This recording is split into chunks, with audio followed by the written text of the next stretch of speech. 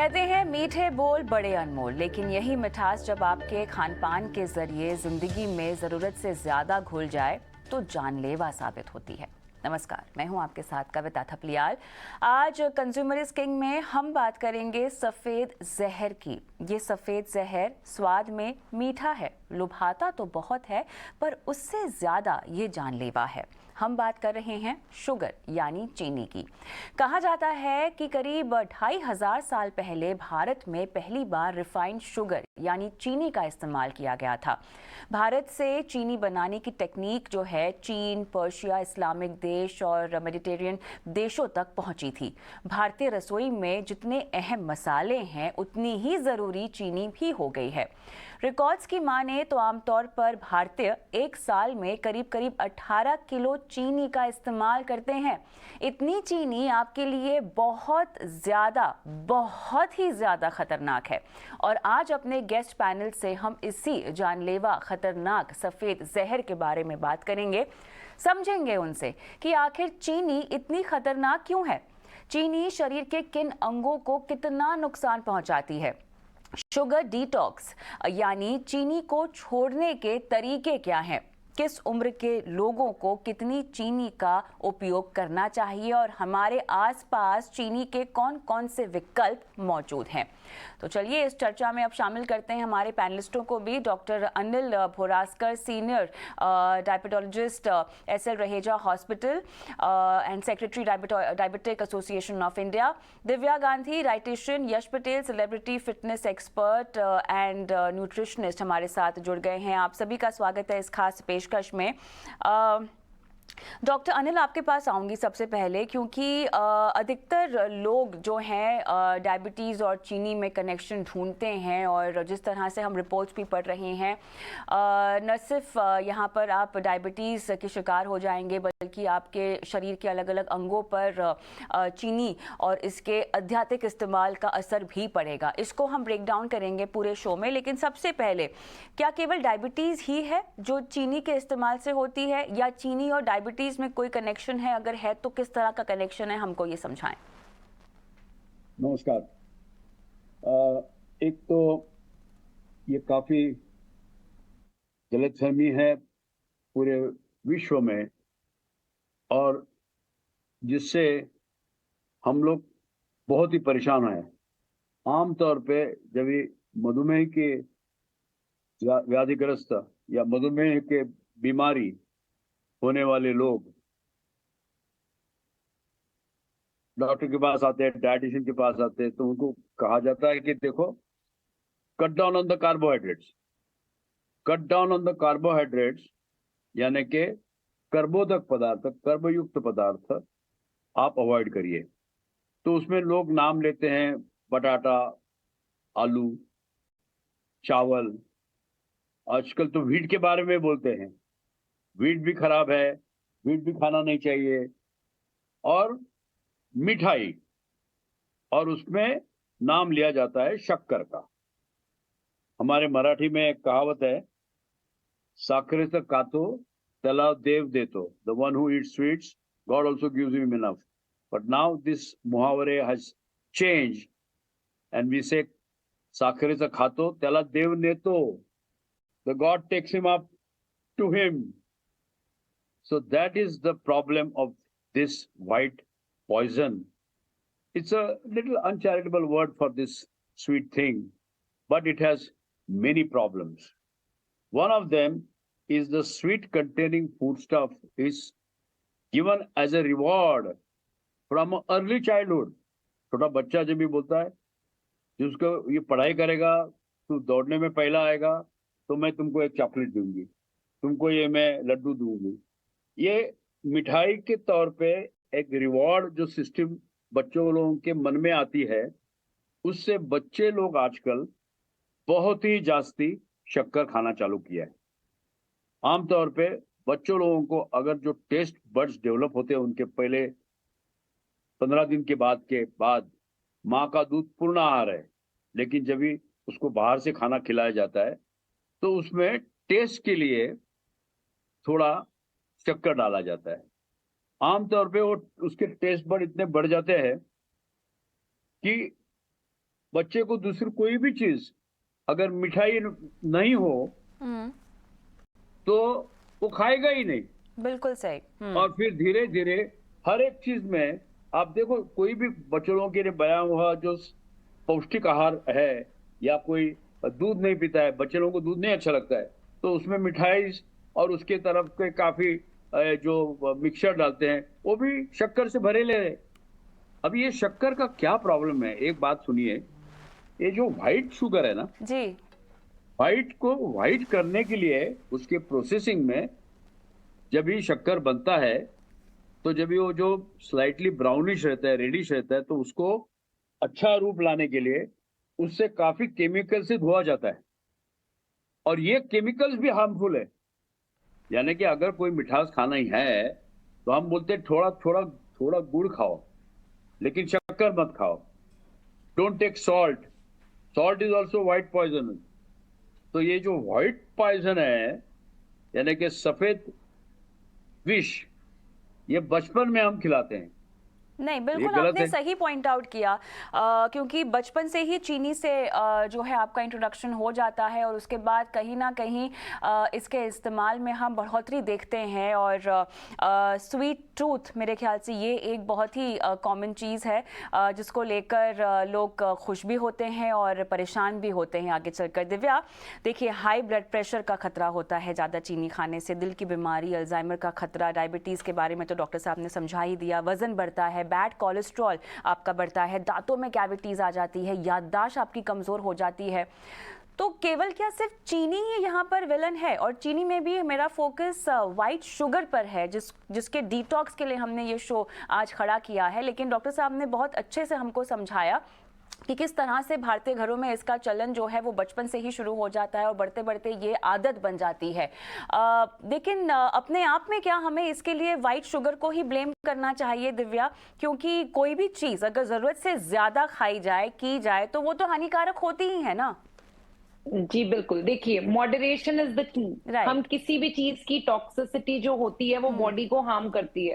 हम शुगर की बात कर रहे हैं, हम फैट की बात भी कर सकते हैं। अगर आप घी ज्यादा खाएंगे आपका कोलेस्ट्रॉल बढ़ जाएगा, अगर आप प्रोटीन ज्यादा खाएंगे यूरिक एसिड बढ़ जाएगा। इसी तरीके से अगर हम शुगर का कंजम्पशन ज्यादा करते हैं तो हमारा ब्लड शुगर बढ़ने के चांसेस होते हैं। साथ में जैसे हम बात करें कि जो शुगर है, जो हमारी रिफाइंड शुगर है, उसके साइड इफेक्ट ज्यादा इसलिए होते हैं क्योंकि उसके प्रोसेस में सल्फर का इस्तेमाल होता है, जो कि अगर हम देखें पोल्यूशन जब होता है तो पोल्यूशन हमारे को सफोकेट क्यों करता है? क्योंकि उसमें सल्फर डाइऑक्साइड होता है। तो जो हमारी रिफाइंड शुगर मार्केट में अवेलेबल है उसमें सल्फर होता है। जब हम उसको एक्सेस कंजम्पशन करते हैं तो वो हमारे रेस्पिरेटरी ट्रैक्ट को डैमेज कर सकती है। ऐसा नहीं है कि आपको मीठा जीरो खाना है, आपको क्या करना है, सल्फर फ्री शुगर खा सकते हैं, but again it should be in moderation. Diabetes सिर्फ चीनी खाने से नहीं होती है। अगर आप बहुत ज्यादा मात्रा में कार्बोहाइड्रेट खाते हैं, चाहे वो चावल है चाहे वो चपाती है, बहुत सारे लोग बोलते हैं मैं तो सिर्फ घर का खाना खाता हूँ, मैं मीठा नहीं खाता हूँ, लेकिन मेरे को फिर भी शुगर हो गई है। सो मतलब आप अपना पोर्शन कंट्रोल नहीं करते हैं।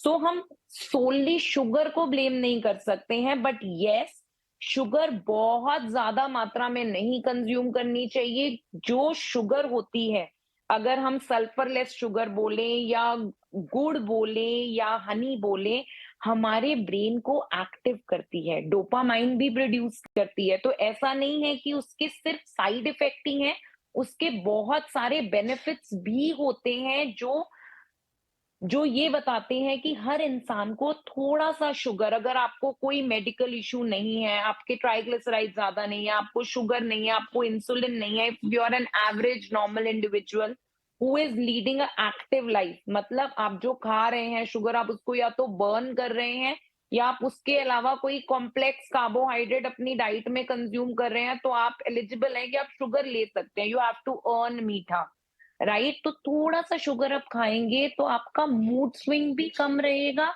आपका माइंड भी एक्टिव रहेगा, कंसंट्रेशन भी ज्यादा रहेगी, आप पूरा दिन काम बहुत अच्छे से कर पाएंगे। सो जी, ये जो आपने एंगल बताया कि शुगर एक मूड लिफ्टर की तरह भी एक्ट करती है, मेरे ख्याल से ये काफ़ी एप्ट भी है और स्ट्रेस बस्टर की तरह भी काम करती है। लेकिन वही जैसे शुरुआत में कहा आपने, मॉडरेशन इज़ द की। ज़रूरत से ज़्यादा इस्तेमाल करेंगे आप, क्योंकि स्ट्रेस तो हमारी ज़िंदगी में आजकल सभी के ऊपर है, और ऐसे में बचना चाहिए शुगर के या मीठी चीज़ों के ज़्यादा इस्तेमाल से। लेकिन यश, आपके पास आऊँगी। मोटापा ये एक फैक्टर है जो कि चर्चा में निकल कर आया है। आप जब अपनी डाइट देते होंगे अपने क्लाइंट्स को, तो कम्प्लीटली ऑफ शुगर उनको आप कर देते हैं? कितना मोटापा बढ़ता होगा चीनी से? चीनी और चर्बी का कनेक्शन और फैट लॉस का कनेक्शन क्या है, ये बताएं। जी, इसका डायरेक्ट कनेक्शन है। एंड सबसे पहले तो हमें ये समझना होगा कि एक्चुअल में जो मोटापा होता है, देखिए आज के डेट में होता क्या है कि 90% लोग ये जानने में ज्यादा इंटरेस्टेड है कि फैट लॉस कैसे करें। बट जनरली अगर हम ये एक बार समझ लें कि फैट गेन क्यों हो रहा है बॉडी के अंदर, तो काफी इजी हो जाएगा। तो लोग क्या करते हैं, कुछ अपना वर्कआउट करेंगे, रोज रोज मॉर्निंग में जॉगिंग पे जाएंगे, वॉक करेंगे या कुछ एक्टिविटी करेंगे और सोचेंगे कि इससे फैट लॉस होता है। पहली चीज तो बॉडी में फैट गेन हुआ क्यों? फैट गेन होने के पीछे सबसे बड़ा रीजन था हार्मोनल रीजन। आपके बॉडी में insulin through out the day up रहता है, आपका शुगर कंजम्पशन हाई है और उस शुगर को काउंटर बैलेंस करने के लिए बॉडी में इंसुलिन सफिशिएंट नहीं है। इस पर्टिकुलर कंडीशन को हम बायोलॉजी में बोलते हैं इंसुलिन रेजिस्टेंट। ठीक है, अब हम जब ऐसा कभी बोलते हैं कि आप मॉडरेशन में खाइए या आप लिमिट में खाइए, यहाँ पर एक आम आदमी के लिए सबसे बड़ा चैलेंज ये होता है कि उसको अपनी लिमिट नहीं पता है। तो इस मॉडरेशन समटाइम्स मुझे ऐसा लगता है कि हम कंफ्यूज करते हैं कस्टमर को। अगर आप, क्योंकि बहुत सारे लोग ऐसे हैं जो आपने भी सुना होगा, एक कहावत है कि मैं पानी पीने से भी मोटा हो जाता हूँ, और कुछ लोग आपको ऐसे भी मिलेंगे जो ये बोलेंगे कि मैं एक दिन में 400 ग्राम शुगर खा रहा हूँ और मुझे कुछ नहीं हो रहा। तो आपका जो पैनक्रियाज होता है उसका स्ट्रक्चर होता है कि उसके ऊपर बीटा रिसेप्टर्स जो होते हैं वो 2000 से 10,000 के बीच में होते हैं। जिसके 10,000 या 5,000 या 6,000 के आसपास होंगे वो ज्यादा अच्छा इंसुलिन रिलीज कर पाएगा, जिसके कम होंगे ये वो कम कर पाएगा। अब अगर किसी की टेंडेंसी है मोटा होने की, किसी की टेंडेंसी है फैट गेन करने की, अगर कार्बोहाइड्रेट खा रहा है, चाहे केला खा रहा है, चाहे शुगर खा रहा है या किसी भी मीडियम से शुगर खा रहा है, अगर उसकी टेंडेंसी है फैट गेन करने की, तो बिना शुगर को कंट्रोल में किए, बिना शुगर को एलिमिनेट किए, it is impossible to make that person lose body fat. अगर आप उसको ये बोलते हैं कि आप मॉडरेशन में कीजिए या थोड़ा सा रिड्यूस कर लीजिए, 1 हफ्ता 2 हफ्ता 4 हफ्ता 1.5 महीना 2 महीना उसका फैट लॉस होगा, वापिस से एक टाइम ऐसा आएगा जब वो एक प्लेटू पर पहुंच जाएगा और उसके बाद फैट लॉस होना बंद हो जाएगा। To answer your question, eliminating sugar from your diet or rather reducing it to an extent where it is not affecting you is very very important. Alright, अब आगे बढ़ते हैं और वाइट शुगर की तो हम बात कर रही हैं, लेकिन दिव्या, कंप्लीटली अपने आप को शुगर डिटॉक्स करना क्या सही होगा? इसकी ज़रूरत कब पड़ती है? किस तरह के लोगों को इसकी ज़रूरत पड़ेगी? देखिए, किसको जरूरत पड़ती है? जब हमारे ट्राइग्लिसराइड ज्यादा होते हैं तब, अगर इंसुलिन रेजिस्टेंस है तब, अगर किसी को पीसीओडी है या कोई हार्मोनल इशू है तब, या आपका वेट स्टक है। ये 4 ऐसी कंडीशंस होती हैं जिसके अंदर हम अपने शुगर को 0 कर देते हैं। हाउएवर, अगर कई लोग डायबिटिक होते हैं, ऑफ कोर्स डायबिटीज में भी we need to reduce, do a sugar detox, but जहां तक मेरा मानना है, अगर हम मॉडरेशन में शुगर का इंटेक करेंगे वो हार्म नहीं करेगा। ठीक है, बहुत लोग गलती करते हैं, वो बोलते हैं कि मैं शुगर नहीं खा रहा हूं लेकिन मैं उसकी जगह गुड़ खा रहा हूं। कैलोरीज शुगर में भी है, कैलोरी गुड़ में भी है। तो अगर आप शुगर छोड़ रहे हैं डायबिटीज या वेट लॉस की वजह से और आप उसको कॉम्पनसेट करने के लिए गुड़ ले रहे हैं, तो उस केस में भी आपका वेट लॉस नहीं होगा। जब हम शुगर डिटॉक्स की बात करते हैं तो हम एरेटेड ड्रिंक से लेके गुड़ हो गया या कोई भी मीठी बेवरेज हो गई, जूसेस हो गए, सबको बंद करना होता है। बाकी हाँ जी, जब भी आपको लगे आप किसी भी तरीके के मेटाबॉलिक डिसऑर्डर से सफर कर रहे हैं, हाइपोथायराइड हो गया, पीसीओडी, डायबिटीज या कोई हार्ट प्रॉब्लम है, तो आपको अपना शुगर कंटेंट कम करना होगा या 0 करना होगा based on your blood reports. Doctor साहब, अब ये मॉडरेशन वाला एंगल हमें समझ में कैसे आएगा? एक आम आदमी को कैसे ये पता चले कि उनके लिए कितना काफी है?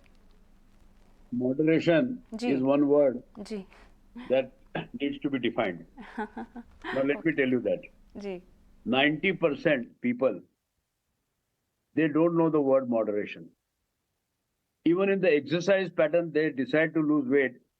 Suddenly they will start jogging for 4 miles and land up on a list of an orthopedic surgeon. So anything done in over enthusiasm, और जो भी कुछ हम करना चाहते हैं वो हम अगर स्ट्रेच करें तो it is not good for your health. और हेल्थ भी हमारे इसे है कि the body keeps on giving you signals कि look this is not good for you, look slow down. You have seen, you have read some reports, young people at the age of 40, 45 died while jogging. Now what happened? You see, sudden onset of aerobic exercises also can be harmful.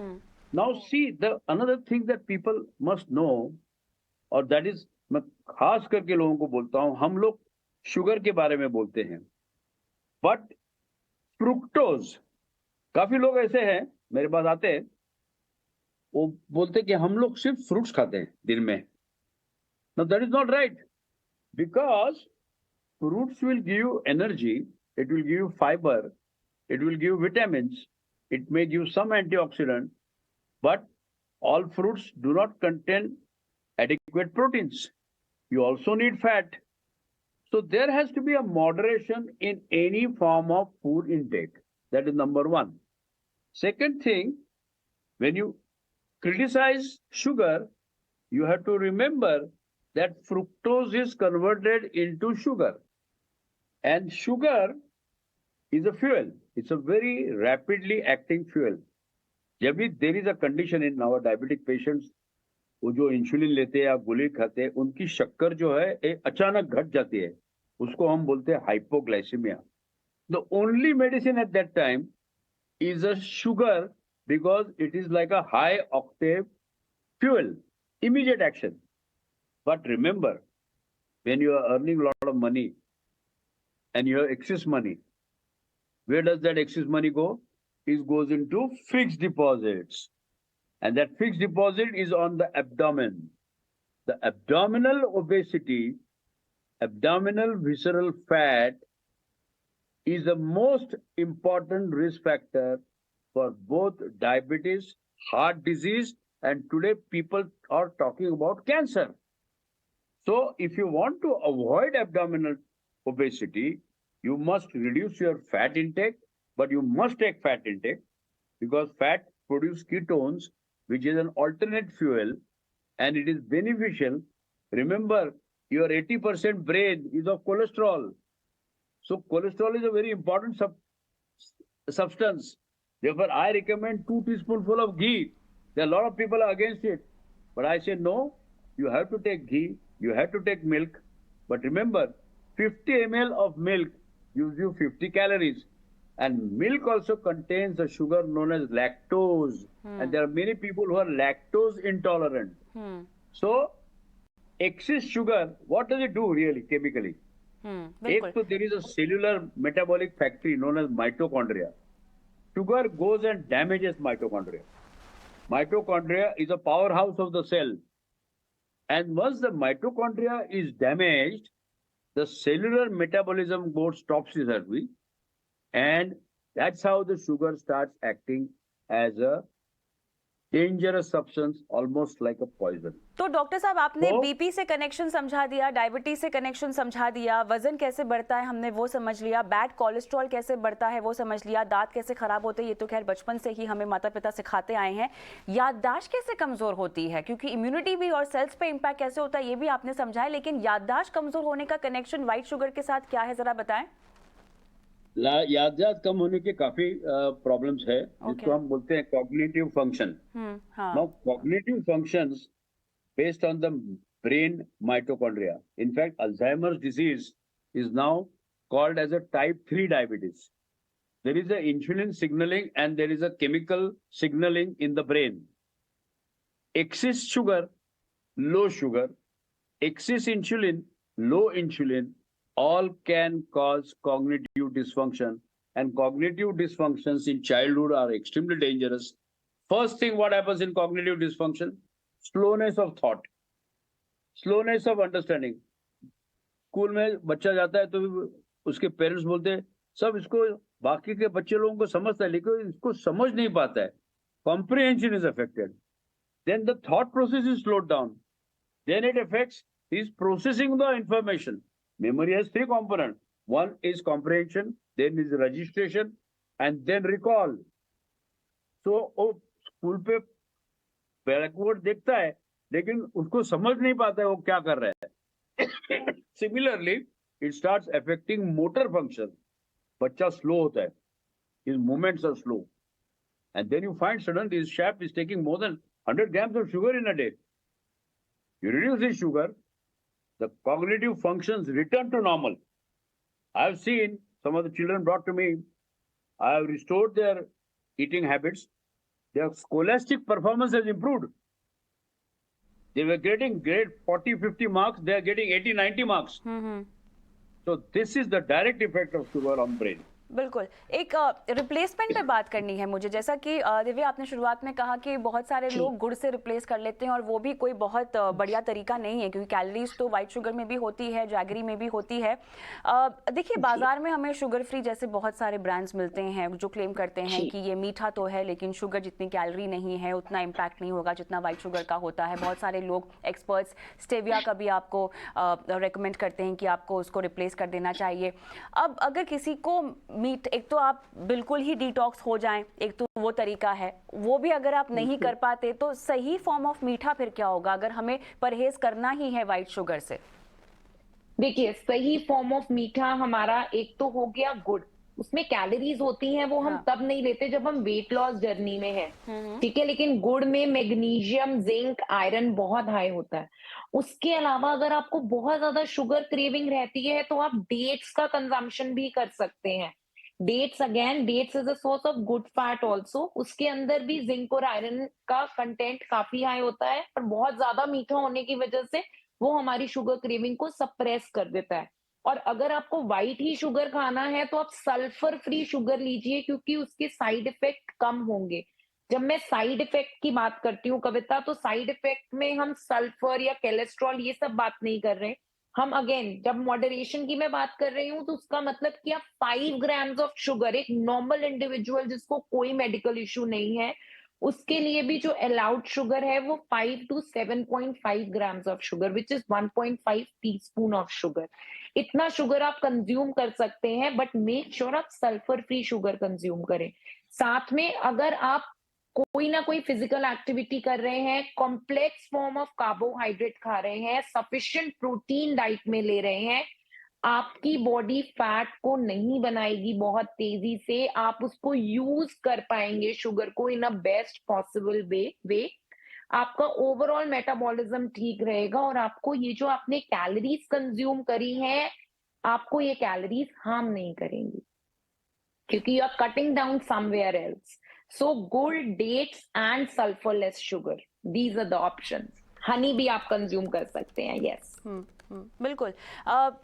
यश अब मुझे ये बताएं कि sugar and non sugar दोनों में अगर किसी को एक वेट लॉस रिजीम में जाना हो, अगर फैट लॉस रिजीम में जाना हो तो कितना समय लग जाता होगा और क्या सही होगा? क्योंकि एक तो आप ट्रेनिंग ले रहे हैं, आप फिजिकल ट्रेनिंग ले रहे हैं, साथ ही अपने आप को आपने एक ऐसे स्ट्रिक्ट डाइट रिजीम में डाल दिया है जो आपकी वर्कआउट को सपोर्ट करना बहुत ज़रूरी है. खासतौर से वो लोग जो कि काफ़ी रेगुलर हैं और एक परफेक्ट बॉडी टाइप चाहते हैं, उनके लिए पूरी तरह से डिटॉक्स क्या सही होगा विद एन इंटेंस वर्कआउट, या ऑब्वियसली दोनों हैंड इन हैंड चलना चाहिए? आपकी डाइट को, आपके वर्कआउट को, दोनों को एक दूसरे को कॉम्प्लीमेंट करना बहुत ज़रूरी है. लेकिन कितना कट डाउन करें, कितना कट डाउन नहीं करें? और सिर्फ वर्कआउट मतलब जिम में जाना ही नहीं, बहुत रनर्स भी हैं, स्विमर्स भी हैं, अलग अलग फॉर्म ऑफ एक्सरसाइज और फिटनेस रिजीम में लोग होते हैं. उनके लिहाज से मुझे समझाएं कि कितना कट डाउन करना सही होगा. जी, ये एक्चुअली क्वेश्चन है जिसका आंसर काफी लॉन्ग होता है बट मैं आपको एक बहुत ही शॉर्ट तरीके से एक सिंप्लीफाइड मैनर में समझाता हूँ कि एक्चुअल में फैट लॉस जर्नी दिखती कैसी है. तो मेरे लिए fat loss journey is not like a recharge जो हमने 3 महीना 2 महीने के लिए किया. मेरे लिए it is more like a healing process. तो जैसे कि बहुत सारे मेडिकल डॉक्टर्स की अगर बात करें, अगर किसी को फ्रैक्चर हुआ है तो 6 महीना 7 महीना उनको एक पर्टिकुलर कंडीशन में रहना पड़ेगा. हैंड फ्रैक्चर हुआ है तो हाथ का ज्यादा मूवमेंट नहीं होना चाहिए. एंड देन धीरे धीरे इवेंचुअली वो एक पर्टिकुलर एरिया जहाँ पर इंजरी हुई है वो हील होता है। हील होने के बाद slowly slowly you can return back to your original workout और जो भी आप पहले कर रहे थे। सिमिलर चीज आपकी जो शुगर है या ओबेसिटी है उसमें भी एप्लीकेबल होती है कि जब आप बॉडी वेट गेन करते हो, जब आप फैट गेन करते हो, it represent the inflammation, it represent the state of being unhealthy. तो जब आप अनहेल्दी स्टेट पर पहुंच जाते हो तो वहां पर आपकी बॉडी किसी भी वायरस या किसी भी डिसीज को कैप्चर करने के लिए काफी प्रोन होती है, काफी वनरेबल होती है। इसमें क्या होता है, जब आप एक किसी भी करेक्ट न्यूट्रिशन पे जाते हो जिसमें आपकी बॉडी में शुगर, जैसे कि अभी डॉक्टर साहब ने समझाया कि शुगर आपका कट हो जाता है तो आपका इन्फ्लेमेशन बॉडी में रिड्यूस हो जाता है, एंड देन आप करेक्ट न्यूट्रिशन जो एंटी इन्फ्लेमेटरी फूड है वो बढ़ा देते हो आपके डाइट में, तो स्लोली स्लोली फैट लॉस होना स्टार्ट हो जाता है। अब मैं आपको बताता हूँ कि जब आपका फैट लॉस होता है इस पर्टिकुलर न्यूट्रिशन प्रोग्राम पर, किसी को कैलोरी डेफिसिट सूट करता है, किसी को कैलोरी डेफिसिट सूट नहीं करता बिकॉज वो इतना डैमेज्ड है कि इतना सा शुगर जो 5 ग्राम 7 ग्राम से वो भी उनका इंसुलिन स्पाइक दे रहा है जी। तो उस केस में we have to completely cut down on sugar, और यहाँ पर वो पर्सन को हमको एडिक्वेट टाइम देना है कि वो हील हो जाए। जब वो पर्सन हील हो जाएगा तो ऑटोमेटिकली उनकी बॉडी जो है, जो एक पिज्जा का स्लाइस आज फैट कर रहा है, से फॉर एग्जांपल 10 ग्राम का फैट क्रिएशन कर रहा है, वो कल को 6 महीने के बाद सिर्फ 3 ग्राम या 4 ग्राम करेगा। This is how you heal eventually after obesity. तो ये एक जर्नी है जिसको फॉलो करना होगा और रूटीनली करना होगा। बहुत बहुत धन्यवाद आप तीनों का, इस खास पेशकश में आप शामिल हुए और दर्शकों का मार्गदर्शन भी किया है। और अब वक्त है ईटी नाउ स्वदेश टिप्स का। आपको बता दें कि आप अपनी जिंदगी से चीनी को किस तरह से दूर कर सकते हैं, बिना चीनी के कैसे एक स्वस्थ और सुकून भरी जिंदगी भी जी सकते हैं। सबसे पहले तो ये मान लीजिए कि चीनी आपकी दुश्मन है, आपके लिए जहर की तरह है। चीनी आपके शरीर को हर तरह से नुकसान पहुंचा रही है, क्योंकि रिफाइंड शुगर यानी चीनी में कई तरह के रसायन मिले होते हैं। चीनी से दूरी बनाने के लिए सबसे पहले आपको दृढ़ संकल्प लेना होगा। आप 7 दिन, 21 दिन या 30 दिन के लिए चीनी से दूरी बनाने का प्रण कीजिए। चीनी से दूरी बनाते ही आपको कुछ अंतर साफ नजर आएंगे, जैसे कि आपको अपना वजन कंट्रोल होता हुआ दिखाई देगा, मोटापा कम होता हुआ नजर आएगा, त्वचा और चेहरे पर झुर्रियां कम होंगी। अगर आप चीनी छोड़ रहे हैं तो उसकी कमी पूरी करने के लिए अपने नाश्ते और खाने में protein, fibre, rich food, healthy fat को शामिल जरूर करें। एक बार में चीनी छोड़ना आपको मुश्किल लगे तो धीरे धीरे करके चीनी की मात्रा कम करें। चाय में चीनी की जगह गुड़ का भी इस्तेमाल किया जा सकता है। ऐसी कोई चीज ना खाएं जिसमें ऊपर से चीनी हो, जैसे कि cake, biscuits, ketchup, processed food को अपने खाने से बाहर ही कर दें। मीठा खाने का मन हो तो खरबूज, केला, संतरा, अनार जैसे फल खाइए। नारियल पानी और नींबू पानी लीजिए। आप चीनी के विकल्प के तौर पर गुड़, शहद, खजूर और स्टीविया को भी इस्तेमाल कर सकते हैं। और अगर चीनी छोड़ने में दिक्कत आ रही है तो अच्छे डाइटिशियन की मदद भी ली जा सकती है। चलिए इन टिप्स के साथ मुझे भी इजाजत दें। नमस्कार।